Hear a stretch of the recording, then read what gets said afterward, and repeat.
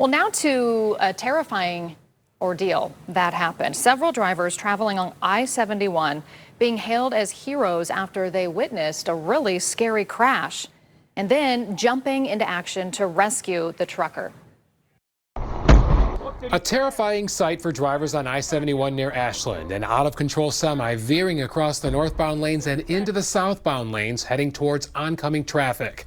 Kevin Grace, who was driving from Akron to his home near Cincinnati, couldn't believe his eyes as the truck remarkably missed other vehicles but slammed into a guardrail. It was a state of shock, really, as to, it was difficult to process everything that had just happened. Kevin, a business executive with no medical training, knew he had to take quick action. He jumped into the cab of the semi to help the driver, a 71-year-old man named Leonard from Cuyahoga Falls. He didn't have a pulse. He was slouched over into the middle of the cab, tied up in the steering wheel. And that's when I dialed 911. Kevin gives a lot of credit to the 911 dispatcher who kept him calm and provided constant information, telling Kevin he needed to do whatever was possible to try to get the trucker out of the semi.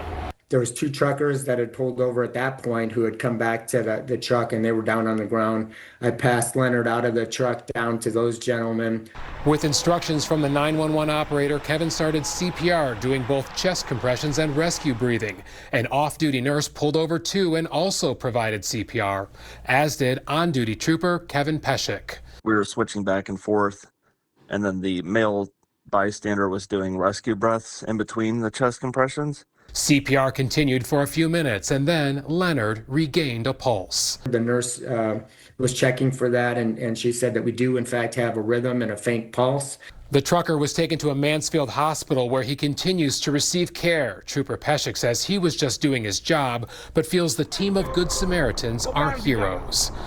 The people that stopped on their own, that weren't even working or anything, those people really did something above and beyond. Kevin says the whole ordeal was surreal and scary, but now he's thinking of Leonard and praying for him. The first thing I thought about when I woke up yesterday morning was Leonard, and I still continue to think about Leonard.